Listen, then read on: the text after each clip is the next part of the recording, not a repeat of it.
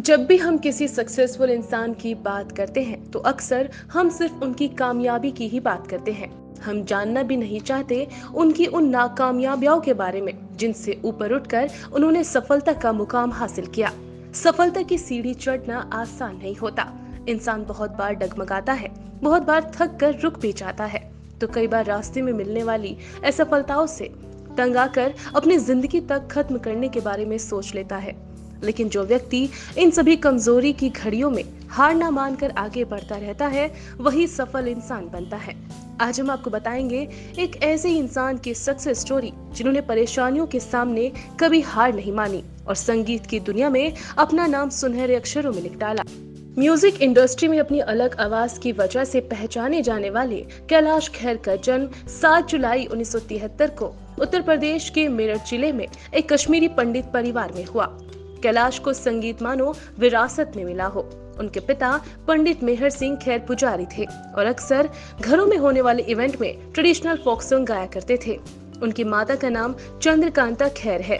कैलाश को भी बचपन से ही संगीत में रुचि थी और उन्होंने अपने पिता से ही संगीत की शिक्षा ली। लेकिन ये उनके लिए काफी नहीं था, क्योंकि वो संगीत को अपना करियर बनाना चाहते थे।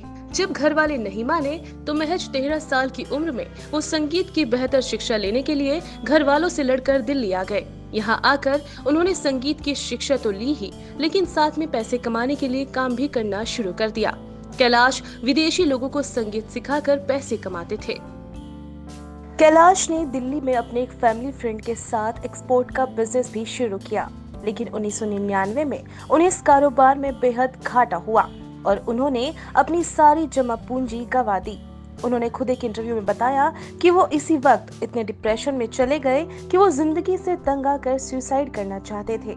लेकिन कैलाश इतनी आसानी से हार मानने वालों में से नहीं थे। इतनी बड़ी असफलता के बाहर निकलने के बाद कैलाश पैसे कमाने के लिए सिंगापुर और थाईलैंड चले गए, जहां 6 महीने रहने के बाद वो वापस भारत आकर ऋषिकेश गए और कुछ दिनों तक वहीं रहे। वहां वो साधु संतों के लिए गाना गाया करते थे। कैलाश के गाने को सुनकर बड़े से बड़ा संत झूम उठता था। इससे कैलाश का खोया आत्मविश्वास वापस आया और वो मुंबई चले आए। लेकिन उनकी परेशानियां अभी तक खत्म नहीं हुई थी। मुंबई आने के बाद कैलाश ने गरीबी में कई दिन गुजारे। कैलाश वहां के एक चोल में रहते थे। उनके पास उस वक्त पहनने के लिए एक सही चप्पल तक नहीं थी। वो टूटी चप्पल में 24 घंटे स्टूडियो के चक्कर लगाते रहते, ताकि कोई तो उनकी आवाज को सुनकर उन्हें गाने का मौका दे दे। एक दिन उन्हें राम संपत ने नक्षत्र हीरे के एक पेड़ का जिंगल गाने के लिए बुलाया, जिसके लिए उन्हें 5,000 रुपए मिले। उसके बाद उन्होंने Coca Cola, city bank, Pepsi, IPL और होंडा मोटरसाइकिल जैसे ब्रांडों के लिए कई रेडियो और टीवी विज्ञापनों के लिए गाया। कैलाश ने मुंबई में कई सालों तक स्ट्रगल किया और आखिरकार 2003 में उन्हें फिल्म अंदाज से ब्रेक मिला। इस फिल्म में कैलाश ने रब्बा इश्क न हुए में अपनी आवाज दी। ये गाना लोगों ने बेहद पसंद किया और इसी फिल्म से उन्हें फिल्मी दुनिया में लोग जानने लगे। लेकिन कैलाश के किस्मत का सितारा अब चमका जब उन्हें फिल्म वैसा भी होता है में अल्लाह के बंदे हम गाना गाया। ये गाना आज तक कैलाश के हिट गानों में से एक है और आज भी लोगों की जुबान पर थिरकता है। कैलाश खेर ने बहुत कम समय में ही बॉलीवुड में अपना मुकाम बना लिया और अपनी सूफियाना आवाज से श्रोताओं के दिलों में जगह बनाई। उन्होंने बॉलीवुड में 300 से अधिक गीत गाए हैं। कैलाश ने सिर्फ हिंदी नहीं बल्कि गुजराती, नेपाली, तमिल, तेलुगु, मलयालम, कन्नड़, बंगाली 18 भाषाओं में गाने गाए हैं और खुद को भारत के लोकप्रिय गायकों में से एक के रूप में स्थापित किया। इसलिए उनकी गायकी का परचम सिर्फ हिंदी सिनेमा में ही नहीं बल्कि कन्नड़ और तेलुगु सिनेमा में भी लहरा रहा है। लेकिन कैलाश सिर्फ सिंगर बनकर ही संतुष्ट नहीं थे, इसलिए उन्होंने फिल्म वाह के साथ एक संगीत निर्देशक के रूप में अपनी शुरुआत की। इसके साथ ही उन्होंने मुंबई के संगीतकार भाइयों परमेश कामत और नरेश कामत के साथ कैलासा बैंड का गठन किया। उनके बैंड का पहला एल्बम कैलासा रिलीज होते ही सुपरहिट हो गया। इस बैंड ने दुनिया भर में 1000 से अधिक संगीत कार्यक्रमों का प्रदर्शन किया। कैलाश खेर ने 2007 में आशा भोसले, सोनू निगम और कुणाल गांजावाला के साथ उत्तरी अमेरिका में एक संगीत कार्यक्रम में भाग लिया, जिसका शीर्षक था द इनक्रेडिबल्स। उन्होंने सारेगामापा, लिटिल चैंप्स में इंडियन आइडल और 9X मिशन उस्ताद जैसी कई सिंगिंग रियलिटी शोज को जज भी किया है। कैलाश ने स्वच्छ भारत अभियान के लिए भी गाना गाया। उन्हें अपनी अद्भुत गायकी के लिए वर्ष 2017 में पद्मश्री से सम्मानित किया गया। साल 2015 में उत्तर प्रदेश ने उन्हें यश भारती पुरस्कार से नवाजा।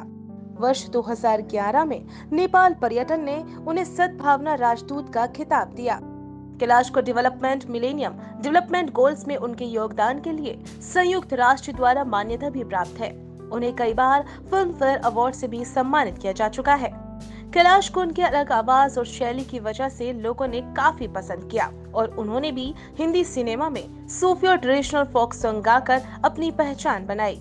और धीरे धीरे स्वभाव से जिद्दी और जुनूनी, कभी ना हार मानने वाले कैलाश खेर ने वो कर दिखाया जिसे लोग नामुमकिन कहते थे। कैलाश ने 11 साल पहले 14 फरवरी 2009 को मुंबई बेस्ट स्टूडेंट शीतल भान से शादी की। शादी के 2 साल बाद कैलाश दिसंबर 2011 में बेटे कबीर के पिता बने। वैसे कैलाश खेर की वाइफ शीतल बेहद ही खूबसूरत है और वो कद में भी कैलाश खेर से लंबी है। कैलाश जहां 5 फीट 2 इंच के हैं, वहीं उनकी पत्नी की हाइट करीब 5.5 फीट है। कैलाश खेर की वाइफ ने सोशल मीडिया में एक वीडियो शेयर किया था।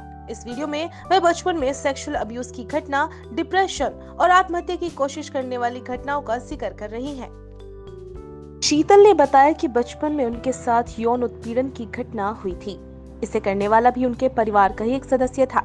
इस घटना के बाद वह किसी से बात नहीं कर पा रही थी और उन्होंने आत्महत्या करने की कोशिश की थी। शीतल कहती है, कई बार टीनेज को संभालना मुश्किल होता है। मेरी उम्र सिर्फ 15 साल की थी जब मेरे साथ यौन उत्पीड़न हुआ। इसके बाद मैं किसी से कोई बात नहीं कर पा रही थी। तब मैंने खुद को मारने की कोशिश की थी। शीतल का कहना है कि हमारे समाज में कोई सेटअप नहीं है जिससे हम इन मुद्दों पर बात कर सके।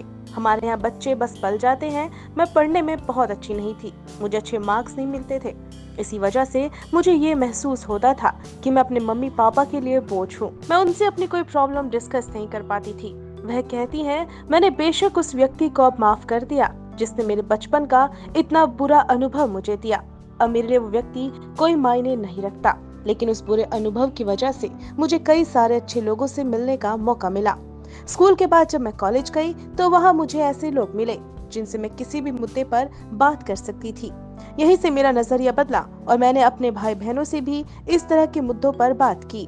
शीतल का मानना है कि डिप्रेशन के बारे में बात करना ही खुशी की तरफ आपका पहला कदम है। ये इससे उबरने का एक हिस्सा है, लेकिन अब वह अपने पति और बच्चे के साथ बेहद खुश हैं।